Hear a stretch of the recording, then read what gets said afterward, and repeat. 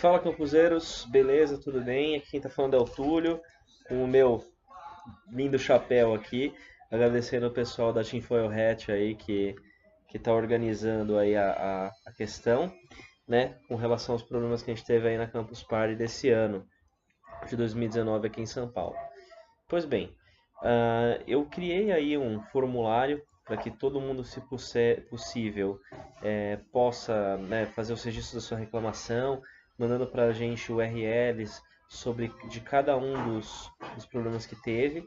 Então eu vou deixar aqui para vocês depois na descrição desse vídeo um acesso para tanto o formulário do Google quanto aqui é o grupo do WhatsApp que o pessoal está conversando sobre o assunto. Bom, me apresentar um pouquinho. Meu nome é Túlio Tonheiro, eu sou advogado aqui de São Paulo. Vou tirar aqui porque está quente para dedéu isso aqui. Bom, ó, eu já pus, então não sou reptiliano, tá, gente? Então, pois bem, é, eu sou advogado, meu nome é Túlio Tonheiro, eu trabalho já desde 2010 como formado, mas com atividade desde 2006 na faculdade, fazendo aí meus estágios. Tenho experiências tanto na parte de direito do consumidor quanto na parte de direito eletrônico, digital, etc. Então, já trabalhei com diversas empresas, em diversos escritórios aqui da cidade de São Paulo. Depois, se vocês quiserem, eu deixo aqui meu currículo também linkado para quem quiser acessar e saber da minha formação aí como advogado, tá? Pois bem, eu tive lá presente, fui campuseiro, vocês podem ver aqui, tá? Estava lá presente no evento. E eu particularmente não notei grandes problemas, mas o pessoal está relatando que teve muito problema, principalmente no último dia, com algumas turbulências por parte do pessoal, né? E por conta de não acompanhamento e não realização do que tinha sido combinado. Eu dei uma pesquisada em algumas informações e tem algumas informações que estão um pouco desencontradas. Então, eu vou ser sincero com vocês que eu vou ter que dar uma pesquisada com mais detalhes.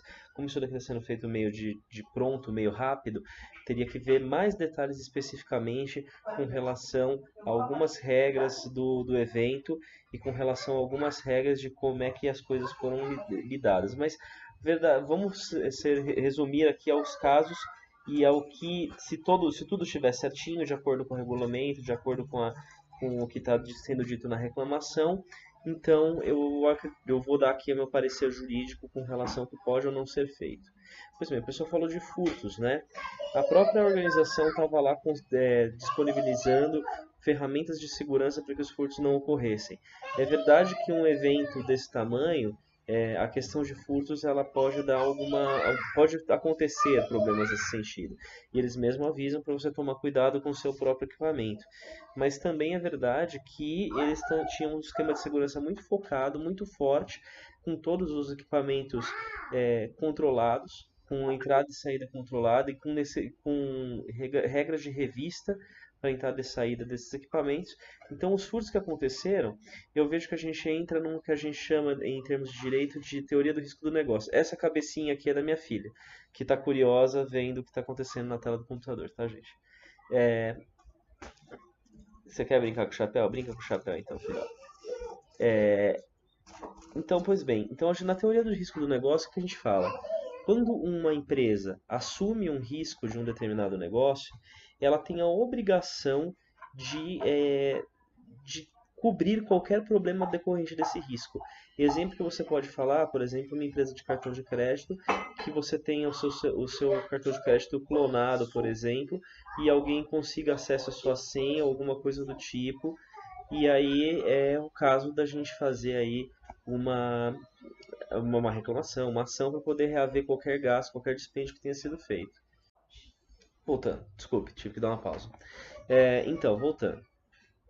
Então a gente tem essas questões, né? Teoria de risco do negócio. E a mesma coisa acontece quando, por exemplo, alguém clona sua linha telefônica. Todo o risco do negócio envolvido com relação à segurança das informações relacionadas àquele negócio, ela está diretamente vinculada à empresa fornecedora. Então, no caso, a empresa fornecedora do serviço aí, que é a própria organização da Campus, que é feita pela MCI Brasil e pelo Instituto Campus Party, eles têm que ser civilmente responsabilizados pelos riscos decorrentes dos problemas que aconteceram no evento. Fiquei sabendo de alguns casos de agressão verbal e física, Esses casos são um pouco mais complicados, porque aí a gente tem aí ainda mais uma questão envolvida, porque você está falando de administração do seu próprio pessoal, né? Ou seja, você está falando de pessoal contratado, próprio ou terceirizado, provavelmente terceirizado, mas que está vinculado à administração e que cometeu algum ato ilícito, ou seja, cometeu alguma coisa errada num ato de truculência, num ato de agressão que pode ter vindo em vias de fato. Então, nessa situação, a gente também tem uma responsabilidade. Agora, o que mais está afetando o pessoal, que é o que mexeu bastante, foi a questão relacionada à saída, à desmontagem né, quando foi acabar o evento. Então, o pessoal estava falando que o evento ficou prometido, que o pessoal que estava no camping poderia ficar até às 6 horas da manhã e que o pessoal foi acordado no meio da madrugada. Bom, o que eu estava dando uma olhada dentro do regulamento é que o evento acabaria até as 2 horas da manhã, mas que aparentemente houve uma mudança dessa regra depois dos regulamentos originais. Independente do regulamento original falar isso, é verdade que houve uma alteração da regra e todos sabiam. Se todos sabiam dessa alteração da regra, não existe motivo para a gente falar que a regra original tem que ser aplicada, tá? Isso foi informado. Então, desculpa. Então, assim, aconteceu um problema e esse problema precisa ser solucionado pela equipe, porque é o seguinte, não houve aparentemente informação interna entre os funcionários dessa questão do horário, porque não houve instrução e isso não é culpa do campuseiro. Isso daí foi um erro da administração, que também pode ser resolvido, de- pode ser a reclamação pode e teria fundamento de se resolver. Mais uma questão também que a pessoa estava colocando foi com relação ao horário de desmontagem dos banheiros. Foi prometido que os chuveiros ficariam ativos até as 2 da manhã, que fez com que as pessoas se programassem para lá comparecer nesse horário, para tomar seu banho antes de ir embora, mas que eles foram desmontados antes desse horário e que muita gente ficou sem acesso a chuveiro. E também fiquei sabendo, não sei se está correta essa informação, de que os banheiros foram trancados e que a partir da meia-noite tinha banheiros trancados, não permitindo o uso de banheiros. Pessoal, essa é para mim, é uma das reclamações mais graves, porque você está removendo das pessoas o mínimo de dignidade dentro do uso de suas necessidades pessoais e fisiológicas.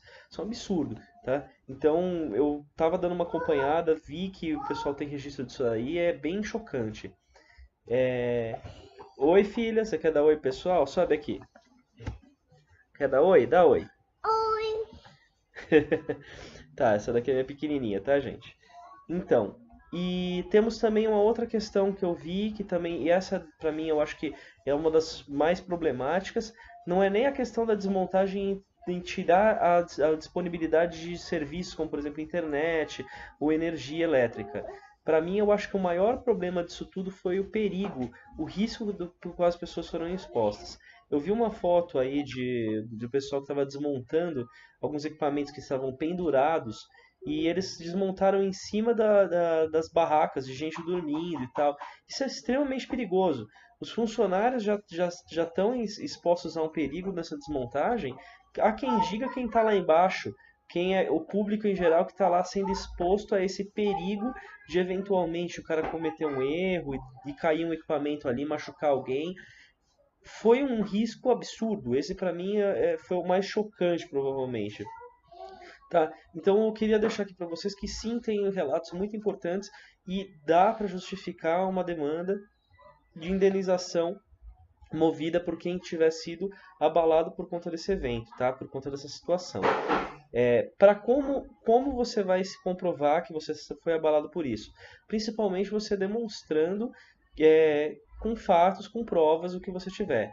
Você estava no camping, então você demonstra que área de camping você estava, você demonstra que foi a mesma área em onde aconteceu esses problemas, né? E etc. Você teve algum objeto furtado?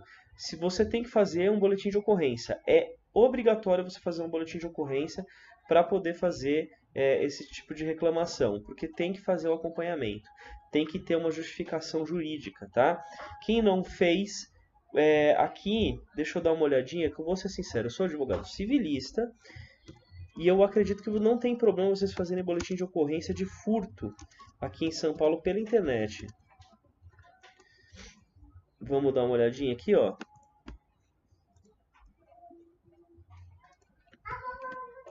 Temos sim aqui roubos e furtos de veículos podem, furtos de documento celular, placa de veículo, bicicleta, perda de documentos e outros objetos, todos eles podem ser feitos online aqui no registro da Polícia Civil do Estado de São Paulo.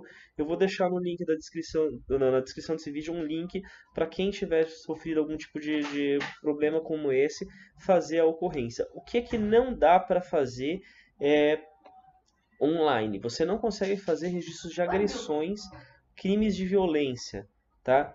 Então, crimes que ocorreram violência e nessa situação não vai dar. Isso daí tem que ser pessoal.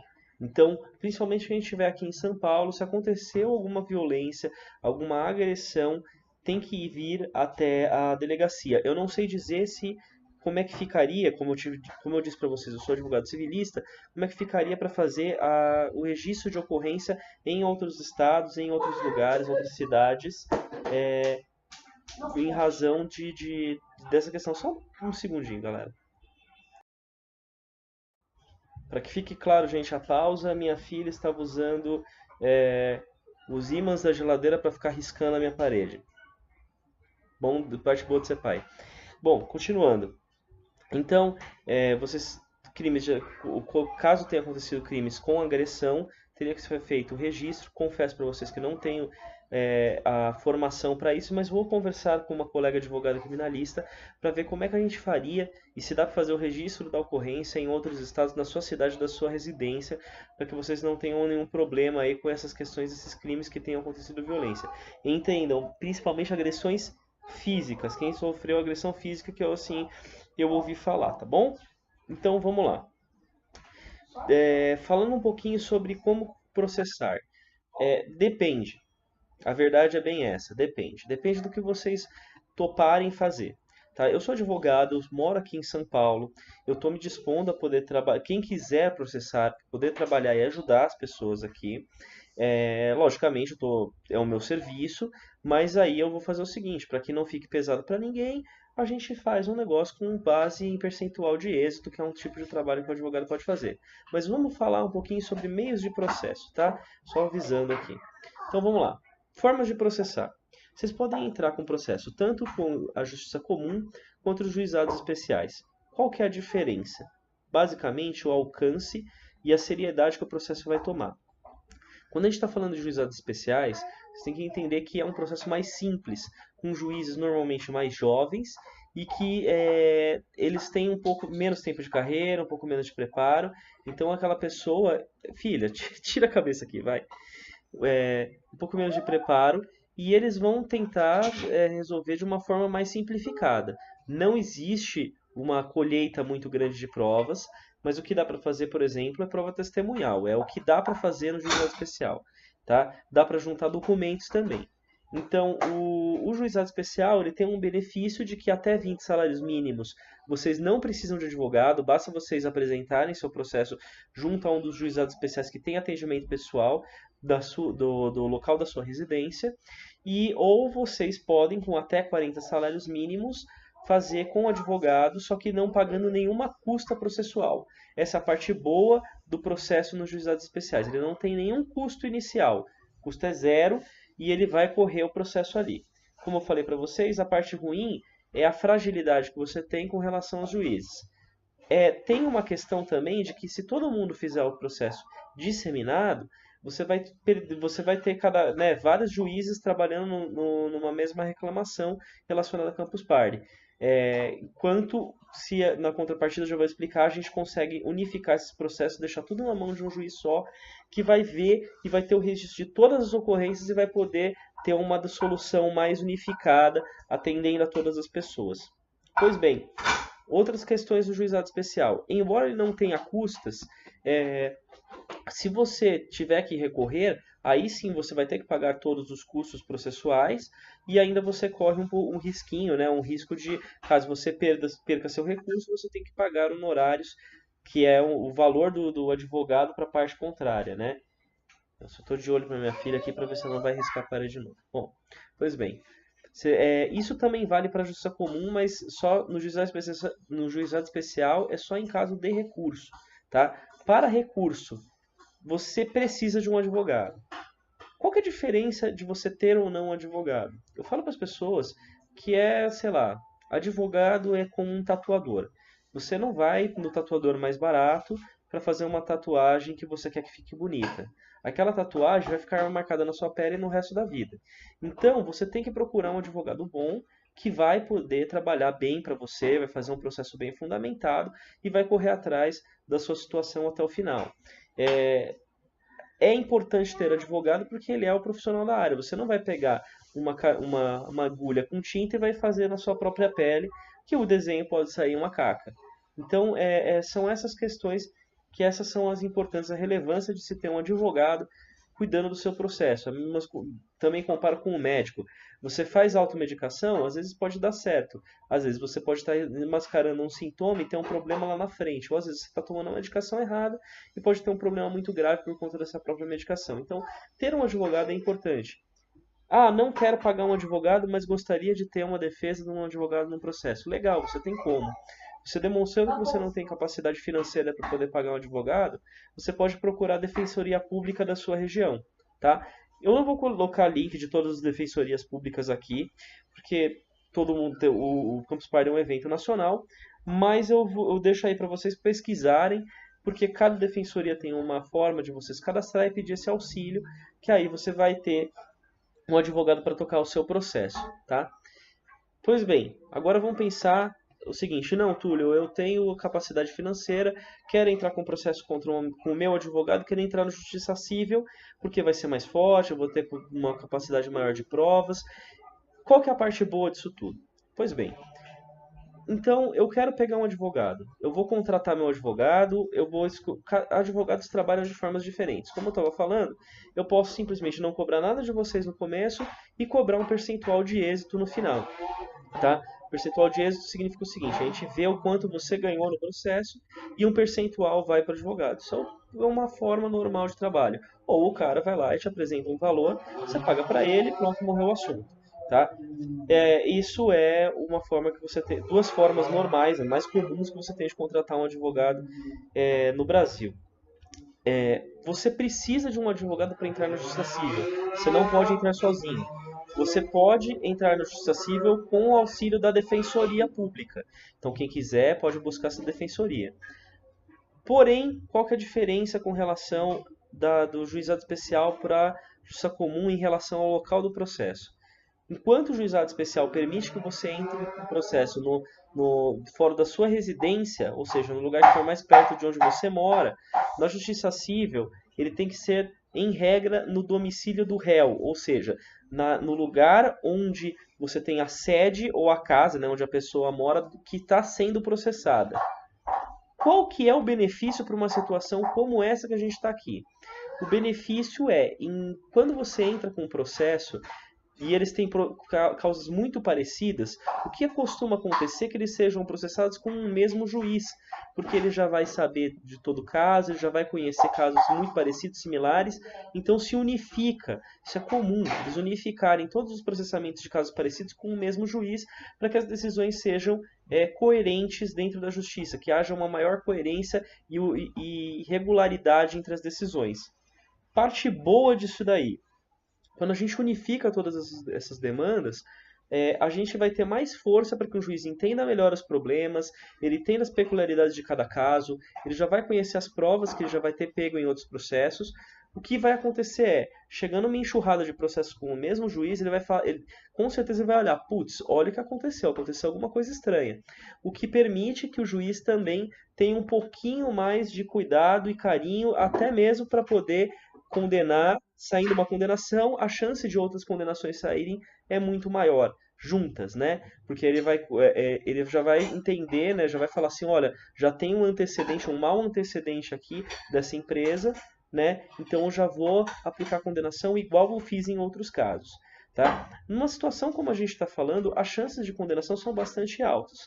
Não são 100%. Não existe 100% em nada na justiça, tá? Mas são bastante altas. Qual a diferença também com relação ao local aqui em Brasil, São Paulo e resto do Brasil? Bom, São Paulo ele tem uma política bem limitada com relação a danos morais.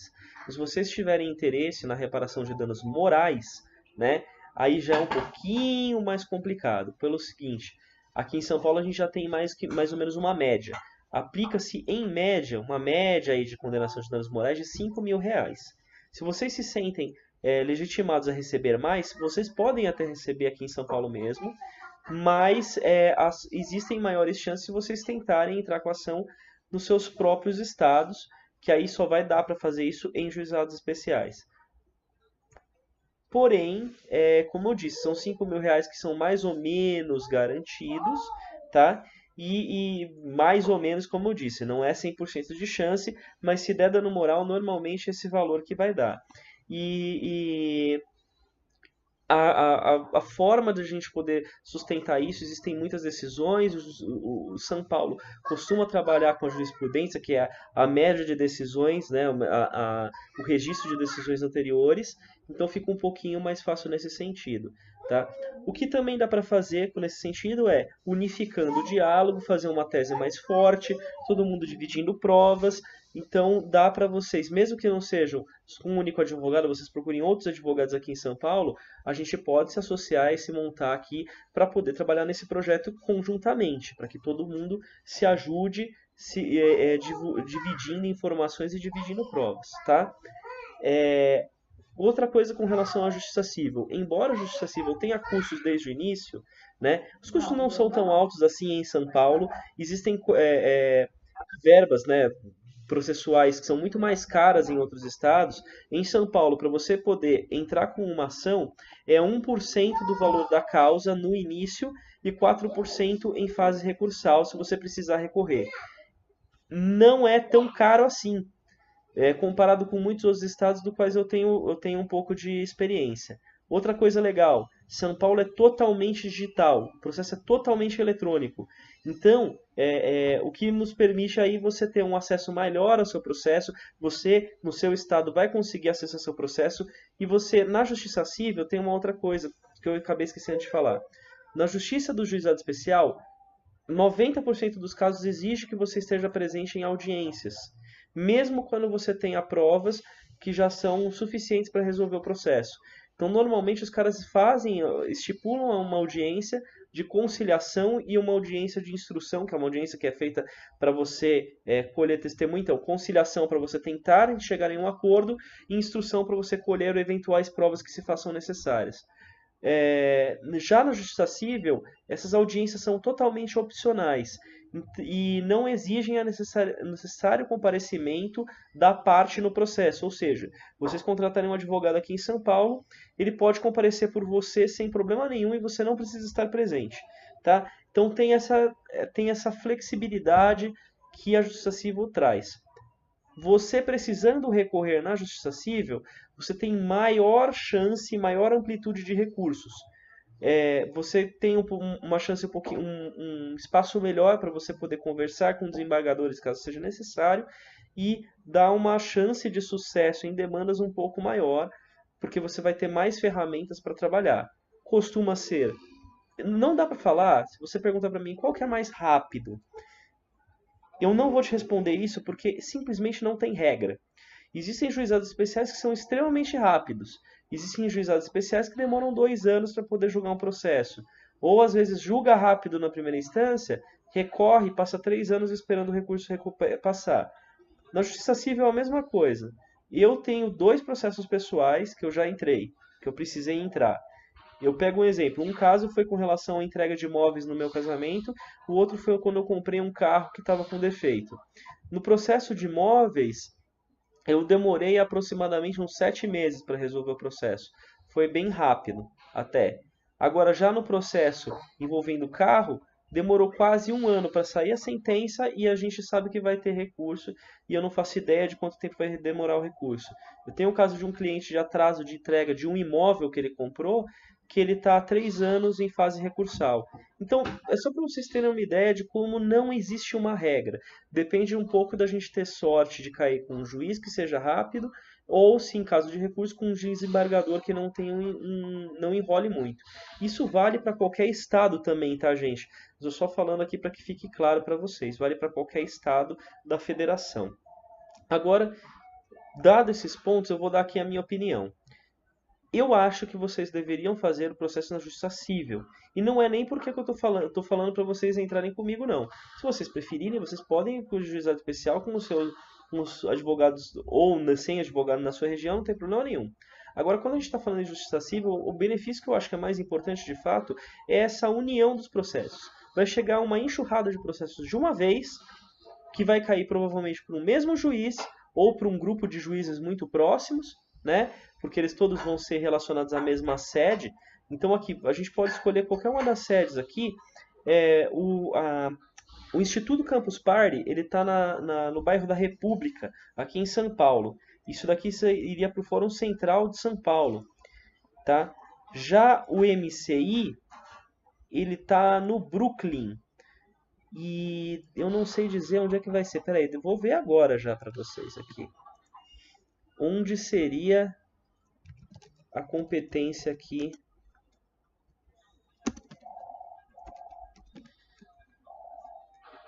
Vamos ver.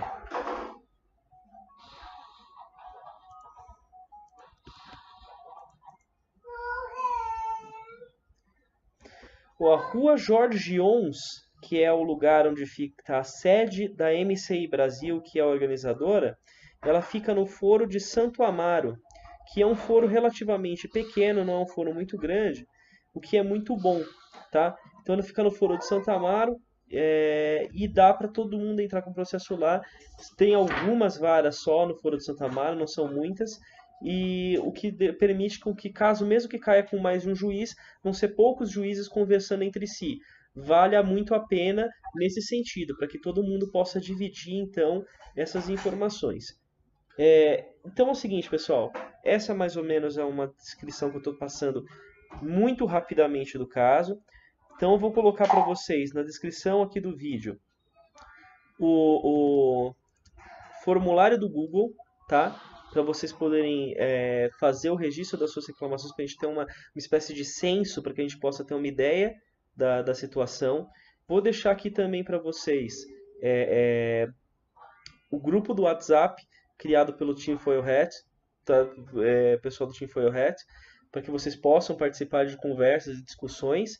E eu vou deixar para vocês aqui o link de registro de ocorrências da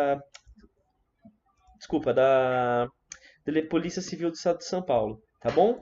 Então, vou deixar aqui para vocês, espero que ajude, espero que eu tenha sido relativamente claro, tá?